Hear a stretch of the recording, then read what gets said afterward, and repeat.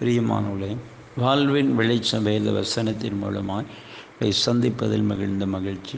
இந்த நாளுக்குரிய வேத வசனம் 118 சங்கீதம் 21வது வசனத்தில் பார்க்கிறோம்.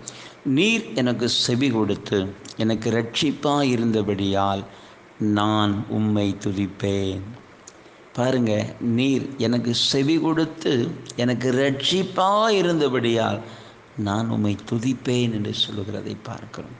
பிரியமானவர்களே, ஆண்டவர் உங்களுக்கு செவி கொடுத்து உங்களுக்கு இரட்சிப்பாக இருப்பார், உங்களுக்கு மீட்பாக இருக்கிறார்.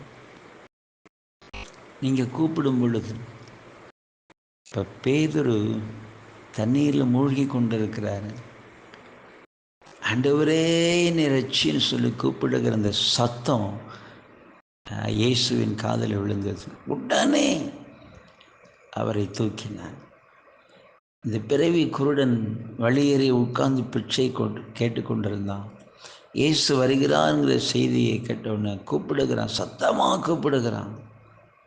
இயேசு சத்தத்தை கேட்டு நின்று அவனை அழைத்து, பிறவியிலே குருடனாக இருந்த அந்த மனுஷருடைய கண்களை திறந்தார் என்று சொல்லி பார்க்க.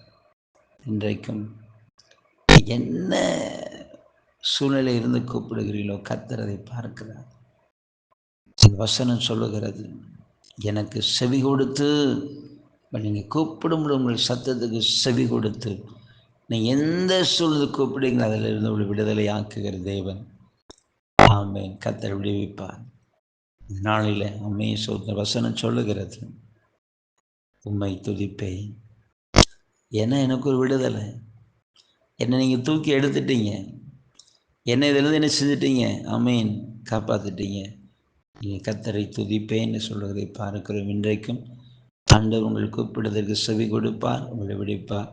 அவரை துதிக்கும்படியான ஒரு கிருபை தந்த நடத்துவார். நாம் ஜெபிப்போம். நன்றி தகப்பனே, இன்றைக்கு வார்த்தையை கேட்கிற ஒவ்வொரு பிள்ளைகளுக்காய் நான் ஜெபிக்கிறப்பா. ஆமென். நீ செவி கொடுத்து எனக்கு ரட்சிப்பாக இருந்தபடியா நான் உம்மை துதிப்பேன் எழுதியிருக்கிறப்பா. அப்படியே இந்த நாளில் உடைய பிள்ளைகளுக்கு ஒரு அற்புதத்தை செய்து உம்மை துதிக்க கிருபை தாங்கப்பா. இந்த வார்த்தை கேட்கிற ஒவ்வொரு பிள்ளை வாழ்வின் வல்லமை இறங்கட்டும், எல்லா நெருக்கங்கள் மாறிடும், தடைகள் விலகட்டும், பிள்ளை காரியங்கள் வாக்கிடும். கத்த நாளில் அற்புதமாய் பிள்ளைகளை வழிநடத்தி ஆசீர்வதித்து மகிழப்படும். சார், அன்புக்காய் நாங்கள் உம்மை துதிக்கிறோம். மீட்பு நல்ல பிதாவே. ஆமென், ஆமென்.